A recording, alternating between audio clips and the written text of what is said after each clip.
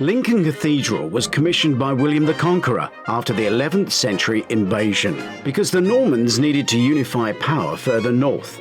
By building the cathedral in Lincoln and transferring the ecclesiastical power from Dorchester, they copied what the Romans did and also made it a stronghold for the very same reason after their conquest. The Victorian writer John Ruskin said of it, "I have always held that the Cathedral of Lincoln is out and out the most precious piece of architecture in the British Isles, and, roughly speaking, worth any two other cathedrals we have." It certainly is a very impressive building and modest inside. They do tours, and there is an entrance fee should you wish to see more.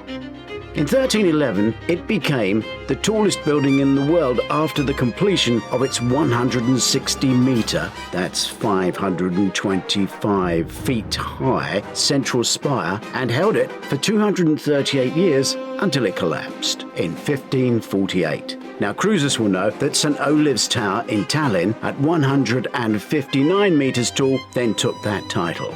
The more modern Burj Khalifa in Dubai, at 828 metres tall, is now not even considered the world's tallest building. In fact, there are rules and a definition, which includes occupancy if you wish to be in the tallest building race. If you think the Burj sounds scary, see our film and look down, as we did while having a cocktail. The castle. William the Conqueror also built this after the Battle of Hastings to quell the rebellious north. But cruisers often see Roman ruins, and the origins of this castle go back way further to AD 50, when the Ninth Legion Hispana arrived in Lincoln.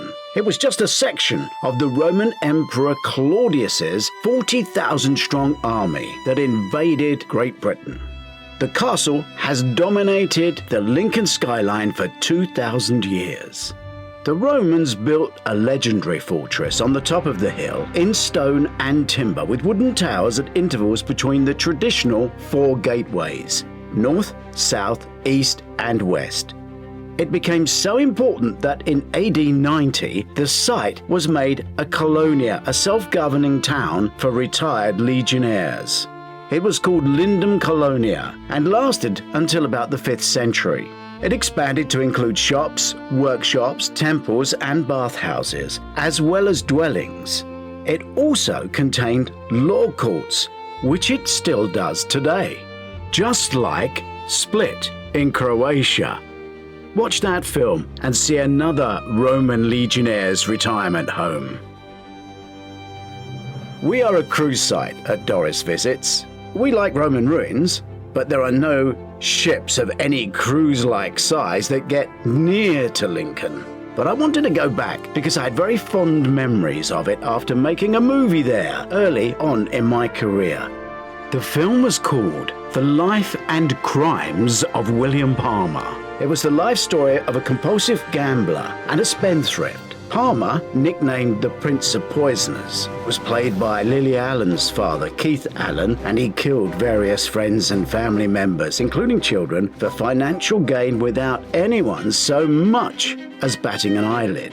The castle and area was nothing like I remembered, probably because we built a film set around these original dwellings and a gallows. I also had a wonderful memory of fish and chips in nearby Grimsby, but we didn't get there. We did, however, get to Doddington Hall, which we cover in a separate film. For the past couple of weeks, we've been visiting Michelin star restaurants for a different project. For a completely different reason, we came to Lincoln today. If you are passing, please do visit this tapas restaurant because it will blow you away. It did us, and it's a quarter of the cost. We've arrived at Troy. It's about 5 minutes away from the museum in the coach. The important positioning of the land of Troy meant that it was occupied for over 3,000 years.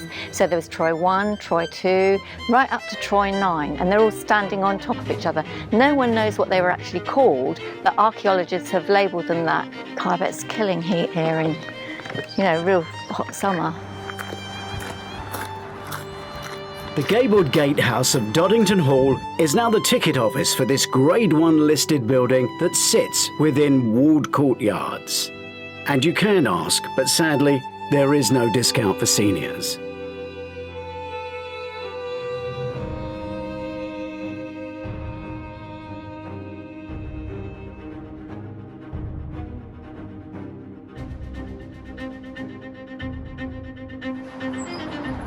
Welcome to my room.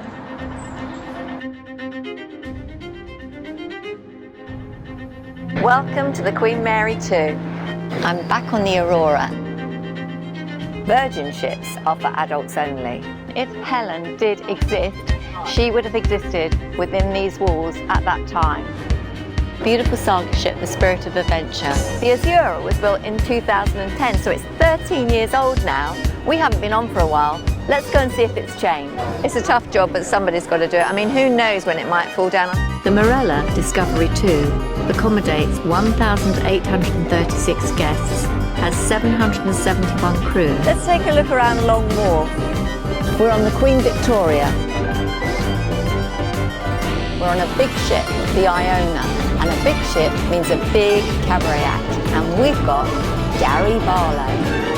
Before I show you around the Ventura, I just need to use one of the laundrettes. These dryers are busy, but there's one available at the other end.